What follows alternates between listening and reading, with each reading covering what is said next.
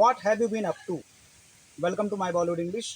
आपने गौर किया, मैंने हाउ आर यू नहीं बोला है ना, हाउ आर यू नहीं बोला मैंने, बल्कि क्या बोला, what have you been up to. इसका मतलब आप बेहतरीन इंग्लिश बोलने के लिए इस फ्रेज का इस्तेमाल कर सकते हैं, है ना। वो पुराना हो गया, हाउ आर यू छोड़िए, what have you been up to, ठीक है। चलिए देखते हैं आज के वीडियो में, बहुत ही बेहतरीन वीडियो है। से के लिए हम क्या क्या यूज़ करते हैं अंग्रेजी में। से जो होता है यहाँ से वहाँ से, कई प्रकार का से होता है, तो वो कैसे होता है बहुत ही इंपॉर्टेंट है, और ये आपको एक जगह पर मिलने वाला है। वीडियो स्किप मत कीजिएगा प्लीज़, पूरा देखिएगा और मज़ा आपको पूरा आ जाएगा, ठीक है। कहीं कंफ्यूज नहीं हो गया आप। चलिए देखते हैं। टू का मतलब भी होता है से, फ्रॉम का भी मतलब होता है से, ऑफ का मतलब भी से, डाउन का मतलब भी से, बाय का मतलब भी से, विद का मतलब भी से, सिंस का मतलब भी से, और फॉर का मतलब भी से। बड़ा अजीब सा लग रहा है ना, मजा आ रहा है। इसमें से तो कुछ आपको पता भी होगा, लेकिन कुछ चीजें अगर साथ में रिवाइज भी जाती हैं बहुत अच्छी बात है। देखिए कुछ तो आपको नया लगेगा। देखिए टू का मतलब कब से होता है। टू का मतलब वहां पर से होगा जब हम किसी से संबंध प्रकट करने के लिए इसका यूज करेंगे। किसी से संबंध, कोई चीज हम रिलेट करेंगे कहीं से, है ना, उसका संबंध स्थापित करेंगे तो वहां पर ये यूज होगा। जैसे कि आई टॉक टू यू, मैं आपसे बात करता हूँ, है ना, मैं आपसे बात करता हूँ, तो आई टॉक टू यू। अब वहां पर से के लिए टू लगा देते हैं। ही टोल्ड टू मी, उसने मुझसे बात किया, है ना। ही टोल्ड टू मी, कभी कभी हम लोग ही टोल्ड मी भी कर देते हैं, टू लगाने की जरूरत नहीं, लेकिन फिर भी अगर इनडायरेक्ट ऑब्जेक्ट लास्ट में आता है तो हम लगा सकते हैं। तो यहाँ पर टू का मतलब संबंध प्रकट करना होगा। अगला हो गया फ्रॉम। फ्रॉम एक स्थान से दूसरे स्थान पर जाने के लिए हम यूज करते हैं। जैसे ही केम फ्रॉम मुंबई, वो मुंबई से आया, है ना। अगला देखिए ऑफ और डाउन, इन दोनों का यूज हम समान रूप से कर सकते हैं, कोई प्रॉब्लम नहीं है। इनका यूज कब होता है, गति से के लिए होता है। जब कोई चीज गति से कहीं पर गिरती है या गति से कहीं पर स्थानांतरित होती है, एक जगह से दूसरी जगह जाती है, तो वहां पर हम ऑफ या डाउन का प्रयोग कर सकते हैं। एग्जाम्पल सेंटेंसेस द्वारा समझते हैं। He fell off the tree, he fell off the tree, ठीक है, वो पेड़ से गिरा। अब पेड़ से गिरेगा तो जाहिर सी बात है कि एक गति होगी, उसमें स्पीड होगी, है ना, एक पेस होगा।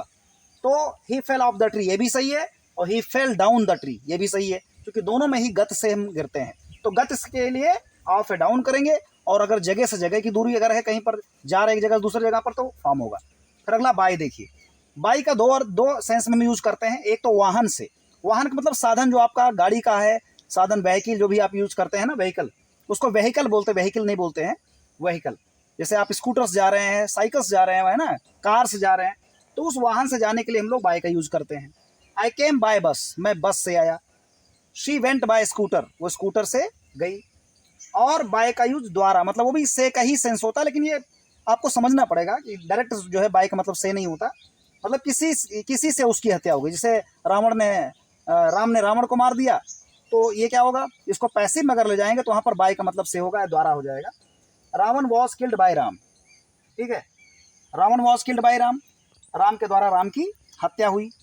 या राम से रावण मरा, अब उससे का मतलब भी वही सेंस आया कि राम से रावण मर गया, तो उससे का मतलब बाय, लेकिन ये पैसिव वॉइस में लिया जाता है।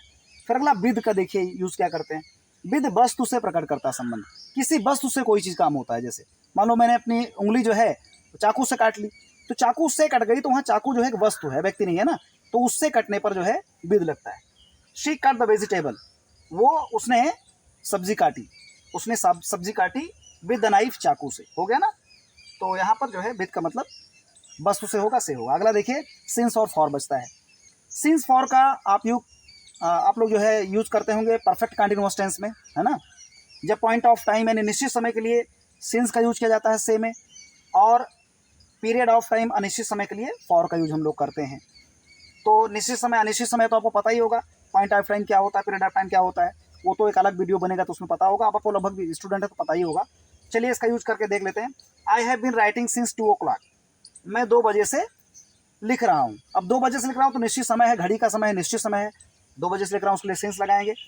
फिर अनिश्चित समय, I have been writing for 2 days, मैं 2 दिन से लिख रहा हूँ। अब 2 दिन से लिख रहा हूँ तो मालूम नहीं कितने 2 दिन से लिख रहा हूँ, उसका कोई निश्चित समय नहीं है, ठीक है, तो वहाँ पर हम लोग फॉर का यूज करते हैं। इस तरह से ये किया जाता है। उसमें सन भी होता है, जैसे मान लो 2020 से इस कमरे में रह रहे हैं, या मैं रहता आ रहा हूँ, तो इस प्रकार से वहाँ भी आप यूज़ कर सकते हैं। इसका सिंस और फॉर का यूज अगर आप टेंस में जाएंगे तो वहाँ पर इजीली मिल जाएगा। तो ये था आपका से का यूज। मुझे उम्मीद है कि वीडियो बहुत पसंद आया होगा।